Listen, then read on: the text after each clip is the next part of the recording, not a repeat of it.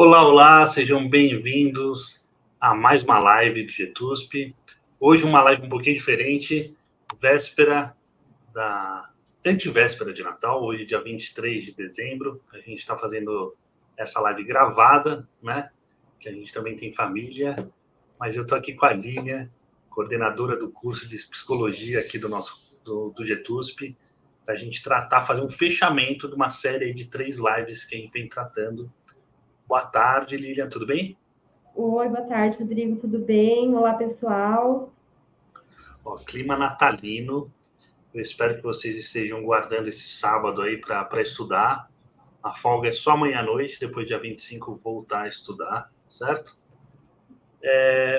Bom, já que a gente está publicando esse vídeo no dia 23, eu gostaria de lembrar vocês que até amanhã, até a véspera de Natal, a gente está recebendo o estudo de caso para você ter uma correção individualizada.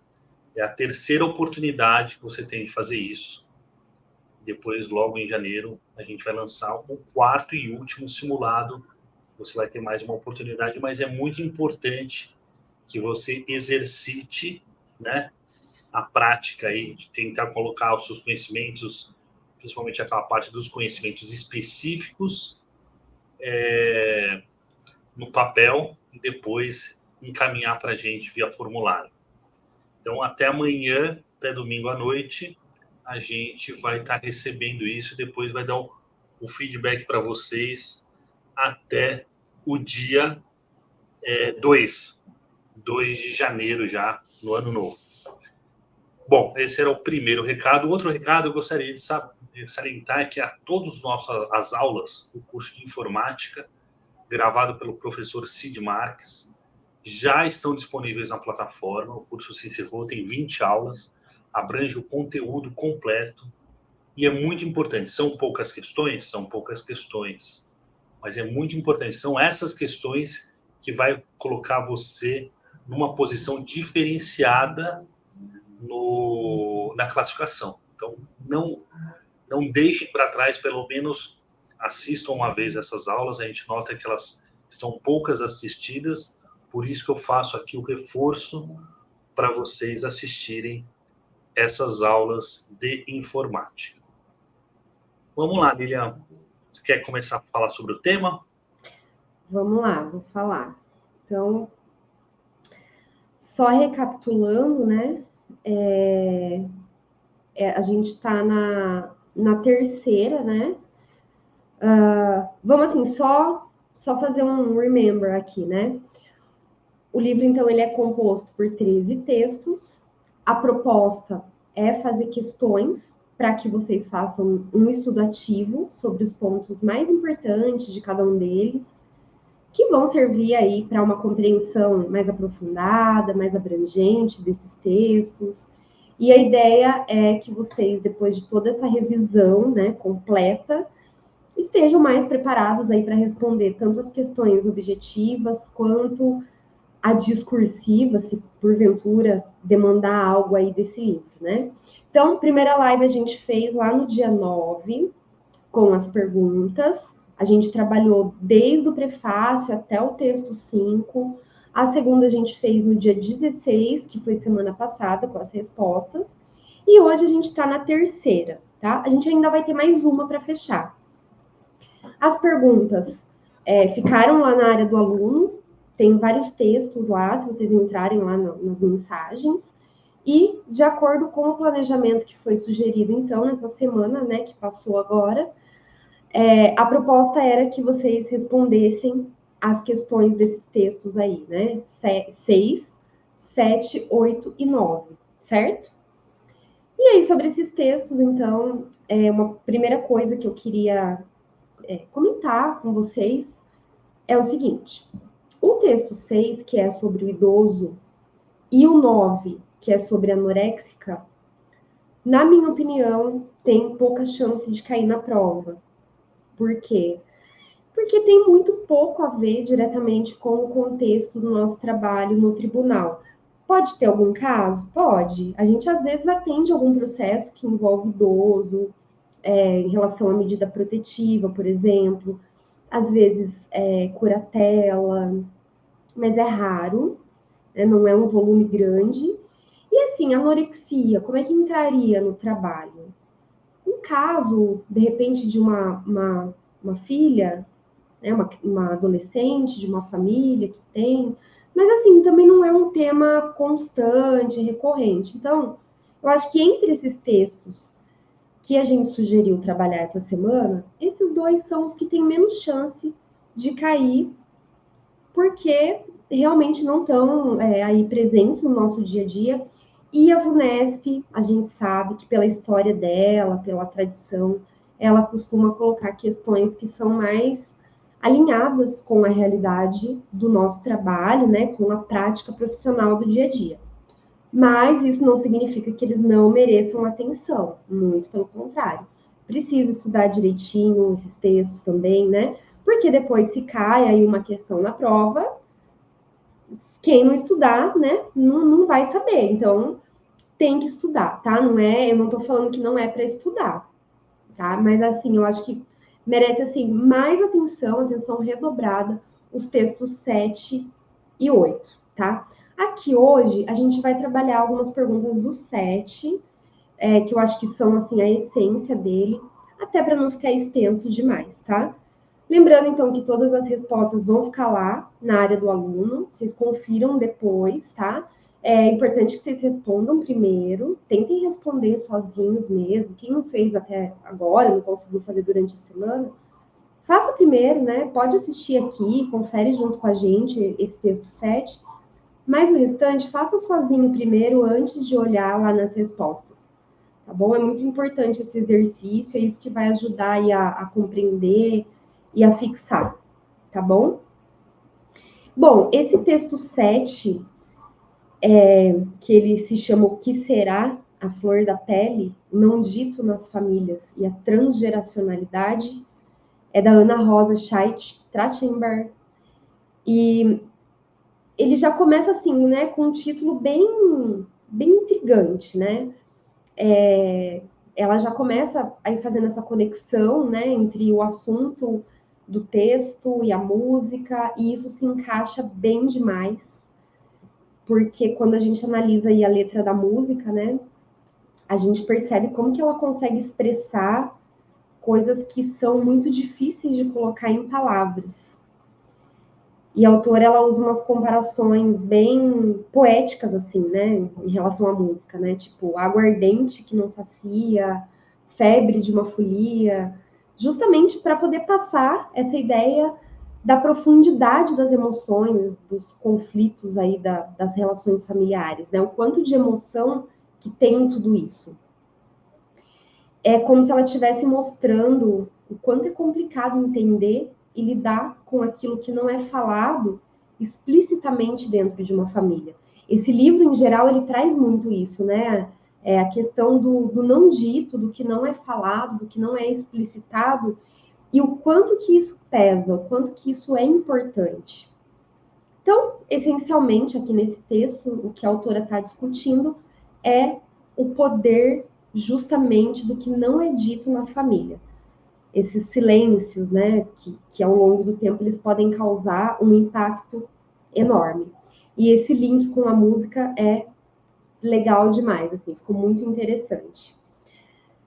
E vamos então para as respostas das perguntas. Vamos começar aí com a primeira. Quais são as duas modalidades principais de transmissão psíquica entre gerações discutidas no texto e como elas se diferenciam? Então, as duas modalidades principais de transmissão psíquica entre as gerações discutidas no texto são a transmissão intergeracional e a transmissão transgeracional. Gravem bem, são dois tipos diferentes.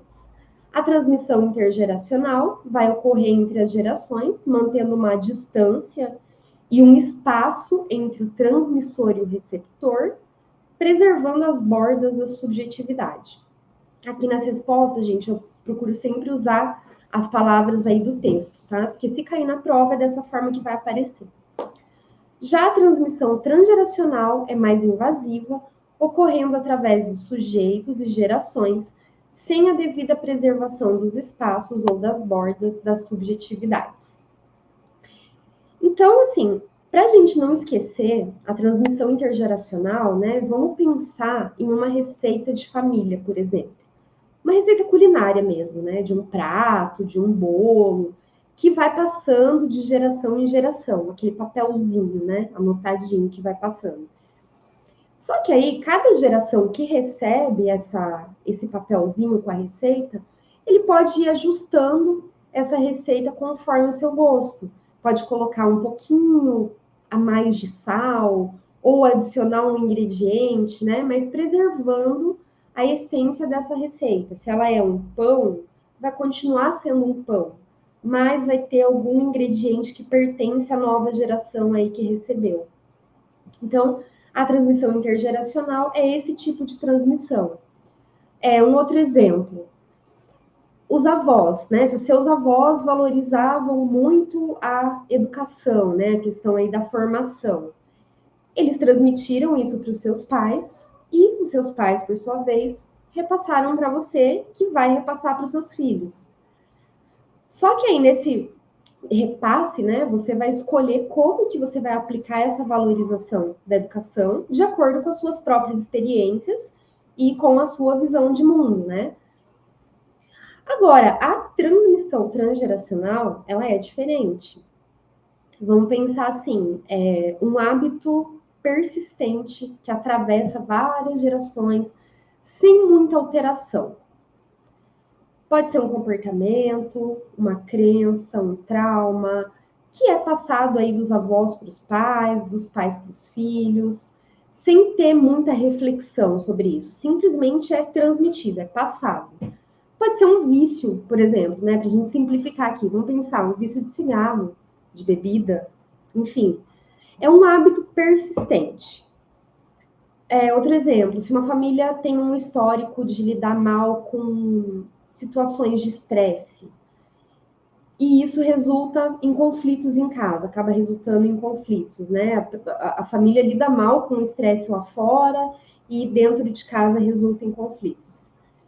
Essa dificuldade em lidar com esse estresse, ela pode ser transmitida de uma geração para outra, criando aí esse padrão contínuo de comportamento, sem que as gerações subsequentes questionem ou modifiquem essa forma de lidar. As pessoas continuam fazendo tudo da mesma maneira na família, sem pensar muito sobre isso, né? Então, em resumo, na transmissão intergeracional, as ideias elas são passadas como uma receita, que ela é ajustável, ela permite que cada geração faça suas próprias adaptações. Mas a transmissão transgeracional não. Os padrões eles vão se repetindo ao longo do tempo, né, influenciando as gerações de uma forma mais contínua e talvez menos consciente, né? É a questão da repetição mesmo. Certo? Bom, agora vamos para a segunda. Explique a transmissão intergeracional, destacando o papel do trabalho psíquico de elaboração e como ele contribui para a diferenciação entre o transmitido e o herdado. Então, na transmissão intergeracional, a pessoa não só herda, mas ela também adquire ativamente o que é transmitido. Essa modalidade envolve um trabalho psíquico de elaboração, que favorece transformações e diferenciações entre o que é transmitido e o que é herdado. Esse processo permite que cada geração perceba, respeite e situe-se em relação às outras, tornando-se um elo estruturante na condição da história familiar. Então, é isso, né? É aquilo que a gente falou da transmissão intergeracional, né? Imagina que a sua família valoriza a perseverança, por exemplo, né? Diante das adversidades. E essa é uma característica que é transmitida de geração em geração. Então, como que vai acontecer a transmissão intergeracional? Seus avós podem ter passado aí por tempos difíceis e podem ter ensinado seus pais sobre a importância de não desistir, mesmo diante aí de dificuldades. Em relação ao trabalho psíquico de elaboração, Quando você ouve essa história, você, enquanto parte da família, você não só aceita essa ideia de perseverança, né? Você não só herda, mas também você vai interpretar da sua maneira, porque você tem uma experiência única. Você vai aplicar ela de acordo com a sua situação, né? Com o seu contexto de vida. Pode ser que talvez você veja a perseverança não só como enfrentar os desafios ou como não desistir diante das dificuldades, mas você deu uma adaptada aí nessa herança que você recebeu, e você vê isso também como uma oportunidade para buscar aprendizado em momentos difíceis. Então, você fez o seu acréscimo aí, né? Então, a transmissão intergeracional não é só sobre aceitar aquilo que foi dito, mas também reinterpretar isso do seu jeito e ajustar isso que foi dito à sua própria realidade, à sua própria vida, tá? O trabalho psíquico de elaboração é esse adicionar as suas notas na margem da história da família, tornando ela não só uma repetição, mas uma evolução, que ela respeita o passado, né? Ela se conecta com o passado, mas ao mesmo tempo ela vai criando algo que é único para o futuro. E esse processo ele vai ajudando a construir aí a história familiar de uma forma cada vez mais rica e mais significativa para cada geração aí que vier depois, tá? Próxima, 3. De que forma ocorre a transmissão transgeracional e quais são os desafios associados a essa modalidade de transmissão? Então, a transmissão transgeracional ocorre de uma maneira mais invasiva, através dos sujeitos e das gerações. Desafios associados a essa modalidade vão incluir situações que podem alterar o curso das transmissões intergeracionais, como traumas não elaborados, segredos, vergonhas, histórias lacunadas, entre outros. A invasividade desse tipo de transmissão pode resultar em uma sobreposição de conflitos e toxicidades emocionais não resolvidas que afetam as gerações seguintes. Transmissão geracional, então, vai ser como se fosse uma sombra que ela se estende aí por várias gerações. Quando eu penso nisso, né, nessa questão aí da transmissão transgeracional, eu imagino uma corrente, se fosse pensar em uma imagem, né? Uma corrente. E essa corrente, ela carrega não só as características familiares, mas também o peso dessas questões emocionais não resolvidas. Aquilo que é segredo, trauma, né? E os desafios associados, eu imagino assim, como uma corrente cheia de obstáculos, né? Como se ela tivesse cheia de caixas, de segredos trancados com cadeado, e eles são passados de uma geração para outra sem que eles sejam abertos. Então, uma geração entrega essa corrente para outra e as caixas continuam ali fechadas. E isso pesa muito, né? Isso vai pesando cada vez mais. É como se fosse carregar uma mala, né? Pensando num outro exemplo de imagem, assim, uma mala fechada, cheia de histórias que não foram contadas, que aconteceram numa determinada geração e ali ficou, né? Ou ficou contada parcialmente, ou contada de uma forma que não foi esclarecedora, né? E aí, com isso, ficaram sentimentos que não puderam ser expressados, enfim, né? Não pôde ser passado adiante. Então, ficou aí guardado nessa mala, trancada com cadeado mesmo. Por exemplo, vamos supor que houve aí um evento traumático na família. Vamos pensar num divórcio conturbado entre um casal de avós, por exemplo. E aí, na transmissão transgeracional, esses sentimentos aí, né, de repente de um divórcio conturbado, violento, destrutivo mesmo, que trouxe dor, trouxe ressentimento e que não foi resolvido, eles podem ser passados para os pais, né, que no caso são os filhos aí dos avós. E os pais, por sua vez, para os filhos. E aí, se essa dor, né, se todo esse problema aí não for falado, compreendido, processado emocionalmente, vai poder se tornar justamente essa sombra que vai pairar sobre as gerações seguintes. E aí o que acontece? Os filhos eles podem sentir a tensão, mesmo que eles não saibam a história completa. Então, gente, na transmissão transgeracional, as emoções e os eventos aí, eles podem ser tipo fantasmas, né? Que eles continuam assombrando a família de geração em geração, e os desafios vão surgir justamente quando não se tem uma comunicação aberta sobre os eventos passados. Então, assim, segredos, esses traumas não elaborados, né? Histórias cheias de lacunas, cheias de não sei, ninguém fala, sabe-se que aconteceu alguma coisa, mas não sabe o que, né? Tudo isso pode criar uma carga emocional que vai afetar muito as gerações futuras. É como se cada geração ela carregasse um pedacinho desse peso emocional aí, sem entender muito bem o que é isso e da onde que vem. Então, essa sobreposição aí de conflito e dessa toxicidade emocional não resolvida pode criar um ciclo muito difícil de se quebrar. Tá? Então, essa é a transmissão transgeracional. Vamos para 4. O que é a cripta mencionada no texto e qual é o seu papel na transmissão transgeracional? A cripta é uma metáfora usada para descrever um espaço ou uma sepultura secreta onde são guardados traumas não elaborados, segredos e emoções não expressas. Na transmissão transgeracional, a cripta funciona como um reservatório de conteúdos emocionais não processados, representando um luto indizível, contendo elementos não ditos, lágrimas não derramadas e cenas não lembradas. Essa cripta pode se manifestar nas gerações seguintes como um fantasma ou uma carga emocional tóxica.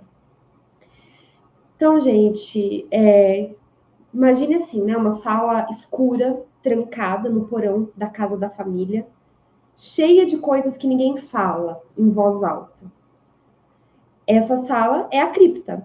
Então, ela tá ali trancada, ela guarda segredos dolorosos, ela guarda tristezas que não foram expressadas, ela guarda histórias não contadas. E essa cripta, ela não é um lugar, né? Ela é uma metáfora para os traumas não resolvidos e para essas emoções aí não processadas que são transmitidas de uma geração para outra. É como uma herança emocional carregada de sentimentos não ditos. Vamos pensar assim, né? Um exemplo comum. Uma família que teve um ancestral que foi para a guerra e teve uma experiência muito traumática. E ele voltou. E aí os sentimentos de medo, de angústia, de estresse mesmo, de perda, né? Que ele não pôde compartilhar, não pôde elaborar, eles podem ser armazenados aí nessa cripta emocional da família. Então, na próxima geração, essa cripta ela pode se manifestar de várias maneiras, mas ela certamente vai se manifestar. Pode ser medo irracional, pode ser ansiedade em um membro ou mais membros da família, né? Pode ser relacionamentos familiares muito complicados. E aí os membros dessa família, eles podem sentir essa energia, mesmo sem entender completamente de onde vem, né? Ou associar a alguma coisa, né, do passado. Então, em resumo, a cripta vai ser como um baú emocional escondido, bem fechadinho lá nas profundezas, né, da família, onde essas dores, esses segredos são bem guardados e bem trancados. Aí na transmissão transgeracional, essa cripta ela vai agir como um reservatório dessas emoções que não foram processadas, né? E aí as gerações seguintes elas podem herdar não só características físicas, né, como as pessoas herdam, como a gente herda dos nossos pais, avós, mas também essa carga emocional. Então ela vai ser passada de uma forma transgeracional. E aí vai se manifestar como um fantasma do passado, e vai influenciar aí as emoções, os comportamentos e as relações das gerações futuras. Pessoal, então é isso. Aqui no vídeo a gente vai até essa parte aqui, até essa questão 4, mas tem muitas outras questões lá, inclusive desse texto continua, tem mais 2. Vocês vão perceber que em alguns textos eu fiz muito mais questões. O próximo mesmo, texto 8, que inclusive já caiu uma questão na prova, eu fiz, assim, muitas questões. Eu dividi por assunto, por tópico, porque eu achei importante fazer essa diferenciação, até para facilitar aí a compreensão, né? E então é muito importante vocês verificarem lá, ver se bateu, se não bateu, nossa, eu respondi uma coisa totalmente errada, totalmente diferente. Manda um e-mail para gente, ou então, não consegui achar essa questão, não entendi essa pergunta, manda um e-mail para gente, vamos trocar uma ideia, vamos conversar e vamos corrigindo aí juntos. Não, bacana. Bom, meu recado é justamente esse incentivo para enviarem dúvidas. Ainda está, eu sei que é um momento de final de ano, mas ainda está abaixo da média aí. Lembrando que a gente está entrando aí na reta final, né, do nossa prova agora em fevereiro, então é importante a gente não deixar nenhuma dúvida atrapalhar nosso estudo e também incentivar vocês a enviarem até amanhã, até dia 24, o seu estudo de caso. Não deu para ficar perfeito, do jeito que você queria? Tudo bem, manda para a gente mesmo assim. E o dia, infelizmente, o tempo também é uma coisa que não vai jogar a nosso favor e a gente não vai ter todo o tempo do mundo para deixar ele perfeito como a gente gostaria. Então, enviem, escrevam, enviem aquilo que vocês consigam terminar aí a carreira. Lilian, muito obrigado mais uma vez. Feliz Natal para você e para toda a sua família. Obrigada, Feliz Natal. Alunos, né, para que todos entendam nesse momento aí que vocês estão passando, de dedicação ao concurso. E Feliz Natal. Obrigado, Lilian. Obrigada, Rodrigo. Feliz Natal para você também, para sua família. Feliz Natal, pessoal. Eu espero que vocês consigam conciliar esse fim de ano com os estudos. O cansaço deve estar batendo muito forte, eu tenho certeza. Se para a gente tá, imagine para vocês que estão aí sem parar estudando, né? Então, assim, a minha sugestão é descansem 1 dia e meio, no máximo 2, né? Ou diminui um pouquinho o ritmo, mas não mais que isso, não mais que 2 dias. Lembrem-se que os estudos são temporários, todo esse sacrifício é temporário. O cargo não é temporário. Então, força aí nesse fim de ano, Feliz Natal para todo mundo e a gente se vê logo em breve. Tchau, tchau, pessoal. Valeu. Tchau.